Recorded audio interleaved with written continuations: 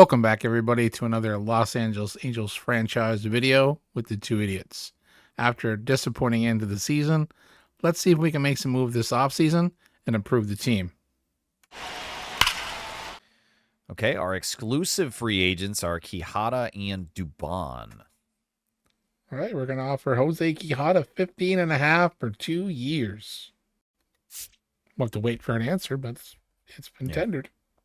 We had signed Mauricio Dubon to fulfill a ultimate utility role to where he could play every defensive position pretty much and to an elite level, and that proved to be true. He only had one error throughout the entire year, so he was elite in fielding. We were able to use him in a whole bunch of slots and to a very high degree of success, and offensively he did all right, which, you know, it really was what I was expecting and hoping for out of Dubon. You're not going to find a guy that can play every defensive position to a Gold Glove level and also have an excellent bat. And he just turned out to have a decent year. He averaged 257. He picked up 11 home runs, only 26 RBIs, but with his use off the bench, all over the field, it's really hard to find a really useful guy like that you can plug in pretty much anywhere. And at 33 years old, I think that we are absolutely at the crest, the peak rather, of what Dubon is capable of, and is probably going to start degrading here very shortly. But his asking price of $11.1 million, I think, is more than fair, because to replace him and try to find another player that can do as much as he can defensively, I think that's too tall of a task. I don't know if there's anybody out there that can play those defensive positions as well as he can. So anything that we get from the bat above, about a 240 average, I think is definitely a measure of success in a year for Mauricio Dubon. And at the price of $11.1 million, his interest is near maximum. I think that we sign him and we see what he can do for another year. All right. 2 exclusive free agents have been offered contracts. Signed. Okay. So they both accepted their offers. We've got them back. Okay. And now we have $94 million on the table. We got to tender contracts. We got to do salary arbitration and free agency. Lots of legwork here in the offseason. During the process of going through all the arbitration, we were going to do a recap at the end, but unfortunately we forgot during recording. So in the edit, I'll drop it in here. We offered everybody but 2 players arbitration. Justin Martinez was offered a 4-year, $43.9 million contract, and Scott Kingery, was not even offered arbitration. Poor performance and regression. We decided to cut ties with Kingery. Oh, this is the fucking... Oh. Yeah, this is the slog right here. Yes. We just gotta do contract renew for everybody just to get it over with? Pretty much, I think. All right, who's available? We have $40 million to spend. That's it? That is it. Damn. We don't get nobody. What do you mean? We can get somebody for $40 million. Yeah. Team needs. Where's the button that says everything? It's the off season, and that means free agency signings. We are going to take a look here in week 1 of the off season with a $41 million budget to spend. We're looking at possibly signing, or at least gauging the interest of these 3 guys first. It will be Brian Abreu as a reliever, someone I am intimately familiar with. It will be Josiah Gray, former Washington National, and he's looking for 2 years, $15 million. We'll gauge the interest on that. And Tyler Stevenson behind the plate is asking for 3 years, $9.3 million. That's not what we have in mind if he is interested. I think we'd get him for lower than that as far as the years, maybe the money. I don't know. But we are looking to upgrade relief, upgrade starting pitching, and get us a little bit better of a bat behind the plate. And so we depend a little bit less on Dalton rushing and allow him a little bit more development time. I think that could be a real positive benefit for him. So all 3 of these guys make sense as kind of incremental upgrades to their positions. And that's the kind of tinkering that we need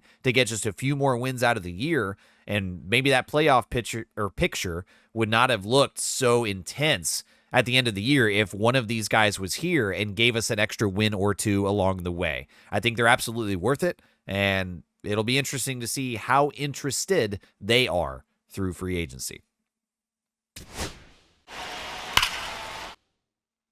Oh, wow. Wow. We are not fucking getting Brian Abreu. He's got no interest. Wow. I like that Josiah's at 52. Stevenson would take a little bit more convincing, and he has 2 potential teams he's talking to on the rumor mill. But so far, no rumors yet against Josiah Gray. That looks good for us. So because Brian Abreu was not interested whatsoever in joining our team, we have replaced him now on the board to gauge the interest for Camilo Doval. And the Mets have signed Logan Gilbert, 7 years, $251 million. Oh, wow, big trade here as the Cardinals have acquired Emmanuel Clase. Oh, man, the Red Sox get Steele. 3-year, $93.9 million deal. Hey, the Orioles get Rutsch. Rutsch resigns with the Orioles. Oh, good for them. I love that because I love seeing players just stick with a franchise. That's awesome, man. 3-year, $51.9 mil. Yeah. Okay, that's not bad for the interest for Duvall. No, 43%. It's better than I thought we were going to get off him. It appears that we still have time because nobody else is talking to Josiah Gray yet, so we can continue to boost that motivation and make it more likely for us to sign him. Doesn't look like anybody's looking at Duvall either. Still, 2 teams, 2 organizations rumored to be talking to Stevenson, but we don't know who. And we've got 1 more week before we can even offer a contract to him. So it might be a long road for Tyler Stevenson, but we'll have to see if the interest will net us the opportunity. Nationals get Hoffman. 2-year, $27.2 million deal. Good for them for opening up the wallet, you know? I like that. Wow, verification failed. I've never seen that before. So they couldn't figure out who other teams were talking to him? That's so weird. Maybe his agent was saying there was people talking to him, but no one could find any proof of it? I don't know. I don't imagine many teams would be looking at him right now.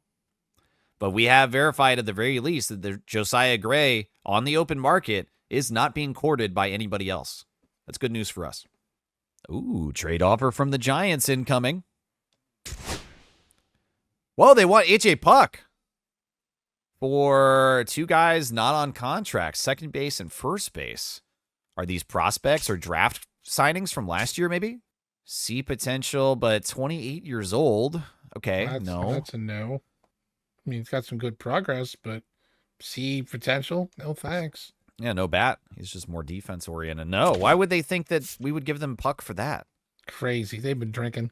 It was another disappointing year as we finished under 500, and here now, several weeks into the offseason, we're looking at targeting free agents. We're talking about, ways to upgrade this team and kind of work within the margins of this budget and the expectations that players have and their interest levels and all that. But outside of free agency, there's also the trade market. And in the offseason, that's how most teams will upgrade, is making these trades. And so we're looking at Jason Dominguez. I know that we signed him for a longer contract at $12.9 million for a handful of years, and we believed in Jason Dominguez and his potential, but unfortunately, over the last couple years, he has not managed to hit above a .211 average. It's been pretty rough watching Jason Dominguez not live up to anywhere near the potential that he was promised within this game's ratings. So Jason Dominguez ultimately has been a disappointment. He eats up a decent budget with his contract. And we've also packaged Mason Erla, the starting pitcher. He's down in Double-A. He's like a 70 overall, but he has C potential. He's getting older, and he's just really nowhere close to being anywhere near ready for major league competition. And so I think he's just going to age out within our organization. And so he adds a little bit of value. And what those two together combine gives us is the opportunity to sign Quinn Fabregas from the Orioles. He's a left fielder that would immediately take the place of Jason Dominguez, and he looks to be very, very promising. He is a 79 overall right now with B potential. He's a lefty bat. He's 20 years old. He is a little short, though, at 5'8" and only 155 pounds. So a very small little man, but baseball standards be damned. He looks to be really, really good. He's actually got a +12 increase to power lefties over the last year, so that's an incredible jump. His vision looks phenomenal at 71, definitely MLB ready there. Discipline and clutch in the high 50s look to be a good starting point, but the fielding and the arm and reaction all look MLB ready. The accuracy we will have to work on, but so far Quinn Fabregas looks to be a very good left field prospect, and that's what we've been needing out of Jason Dominguez. He has not delivered. And so we are setting this trade up with the Baltimore Orioles to take their top left field prospect. And that's a done deal. Oh, and we are being contacted by the agent of Jack O'Loughlin, a starting pitcher who they think will be a good fit for us. 69 overall, C potential. And he wants a minor league deal. Huh. Can you bring up his player card? Okay, very low attributes. A lefty thrower, 27. Yeah, that's a no. Well, why not? All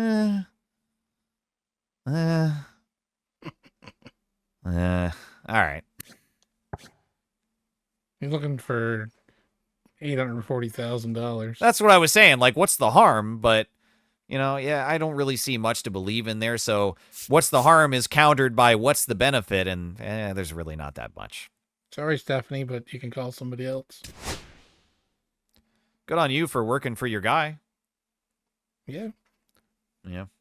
Yeah, we verified the two teams that he's talking to, the Guardians and the Rockies. There's a vast difference there as far as the team expectations. Both of those teams had 4 seasons, so very bad years, yeah. Well, they're looking to upgrade reliever as well, so they are talking to him. We're still outside of the contract offer unlock at 50%. But Josiah Gray is up to 67. Still nobody talking to him, so we really can slow walk and take our time if we want to increase that. Or we can try to shoot an offer to him and see if we can get the boost in motivation from the first serious offer. What do you think? What's a better play there? We could try to throw an offer at him, and that way it'll give Stevenson and Duvall a little bit more motivational boost. A boost? Okay. Yeah, it'll take Josiah off the board. I'm okay with this. I only have a bit of hesitation between 3 and 4 years because 34 could still be a quality starter. Like in the free agent list, most of the guys that are available are asking for 20 plus million and they're 34 and 35. Now, some team is going to sign that contract and they could still be good. So the age thing, I'm not necessarily at a hard cutoff of 33 or 34. And that's why I'm like hesitating a little bit because if he is really good at the end of year 3 and we want to keep him, well, now it's going to get a lot more expensive. But if we lock him in for 4 at 15 million and he's very happy about that, we may end up benefiting a lot more with that extra year. Yeah, if he stays really competitive. Yeah, there's certainly a chance of it. Well, let's give him a 4-year deal. So is the chance worth taking? Yeah, for another year? I think it could be. Like I said, if he falters, we could trade him. So yeah, of course. It's not like we're stuck with him forever, and $15 million isn't an astronomical amount of money to try to trade. So, all right, let's do it. Ooh, a decision from Josiah Gray incoming, and yes! Light that baby up! We've got Josiah Gray. With the Red Sox get McClanahan. 7 years. $172 million. He's 30, and he just got a 7-year contract. Damn. All right. You be crazy over there in Boston. Keep being silly, I guess.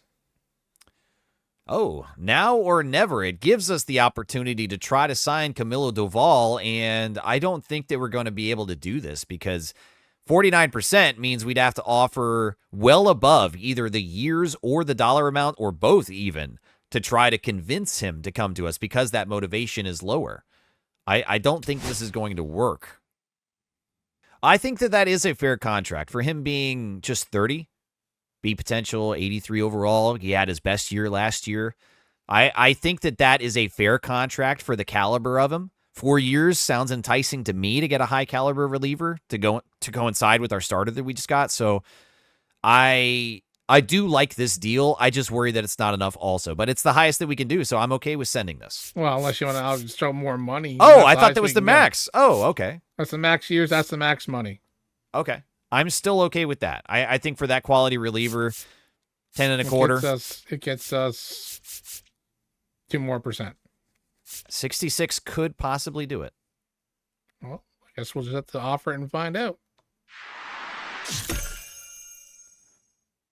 Now or never, we get immediate resolution, and he's signing with the Guardians. Week 6 of 16 is here, and with the interest up to 64% on Tyler Stevenson, we are close to making a decision on him, but we will let him stew for just a little bit longer. And we have added 2 other relievers to the big board. It is Jose Alvarado and Drew Rasmussen. Identical asks for their demand. It is 1 year, $7.6 million. We would probably look to extend that to probably 2 years, I would assume. But an 81 overall and an 83 overall, both of them with B potential, high-ranked free agents. We are going to gauge their interests and see, how interested they are, and it could turn out that they're not. But as of right now, I think that either one of those guys could strengthen this team, and we can make a decision about the bullpen later if we do, in fact, sign one of them. But as of now, definitely guys that we are interested in, and we'll see if they're interested in us. Time for the draft lottery. Are you feeling lucky? Are you punk?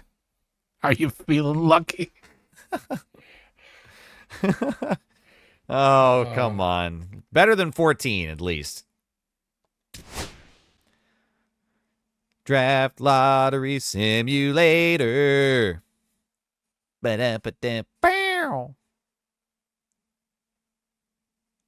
No! We stayed the fucking same. Again. 30 million a year? No. Oh, wow. There we go. Rasmussen is really interested, and Alvarado is already interested enough. Now, it looks like Boston and Detroit are both looking at Rasmussen, but 64%, that's pretty close. Yeah. Do you want to maybe throw an offer out to Stevenson and just, I don't know, just kind of see what he thinks of it? I think that right there. Because, I mean, I'd really want to go only a 2-year deal with him, but we're definitely not going to be happy with that. Yeah, I agree. I think 2 years for me feels better, but we would just have to pay him a little bit more. So would you be okay with 2 years and an increased money? No, puts him up to 79 or 70%, sorry, with a 2-year 9.95. So it's a little bit more money, but not enough to worry about. Not really at all anything to worry about. Gets us a 2-year contract instead of a 3. We could try it. All right. I mean, worst he can say is, no, don't talk to me again, and you're the fucking worst ever. So, it's... Did you want to throw one at Rasmussen before? That's interesting. Yeah, I don't know about that because we could. I think we'd have to offer more than the year because we would want him for more than a year, right? Now, he might like that, but it might be more expensive, so I don't know. Bring up the screen and we'll gauge interest. We don't have to actually offer, but let's say if we wanted to. Okay, interest goes up. 8 million, I think, would be just fine for somebody as good as he is, but it only gets us to 69. Do you think that's enough? 70? I don't know. 8.13 for 8.13 per year over 2 years? I don't know. 70%? I don't think that's a bad offer. And I'm happy with the 2-year deal. Yeah, I'm not thinking that it's bad or not. I'm thinking, is that better than what the other teams could possibly be offering him? That's all. Year only gives us a 2% bump. What percentage? Yeah, it would be money. I think right about there, 74, 75 or so. It's still under 9 million a year. I mean, that's fine for me. I'm still okay with 9 million, but I'm just trying to gauge, okay, if there's another offer on the table from another team that he's more interested in, we have to overpay to bridge that gap. And so then I'm like, okay, well, how much is comfortable then? And I think 9 million for me is still very comfortable. It's not a bad deal for an 83 overall reliever. No, I don't think so. I'm fully okay with that. 76 is absolutely a very, very serious offer, so it could work. All right. Contract decision from Drew Rasmussen. And yes, that did it. 2 years at $9.04 million is enough to get it done. Nice. Oh. And Stevenson joins him as well. 2 years for a little bit more, but behind the plate, he should be a reliable bat that we can depend on. Oh, a catcher is 80% interested. Yeah, sorry, we just signed a guy. I don't know if you've heard, Stephanie, but we just got a guy. We don't need him. Yeah, Stephanie, pay attention. Hey, good for the Orioles re-signing Bautista. Oh, 18-9 for 1 year. Woo! Gore to the Twins. Rival opportunity for Edwin Diaz. We don't need a closer. Ramirez went to the Mariners. Oh, man. Just 1 year. Damn, we got to deal with him for a year. Contreras to the Mariners. Jeez. Mariners are going to be fucking scary this year. Just going to offer him that? No, we were going to offer him at least 2 years, I thought. How old is he? 32? Yeah. Yeah, I'm okay with this.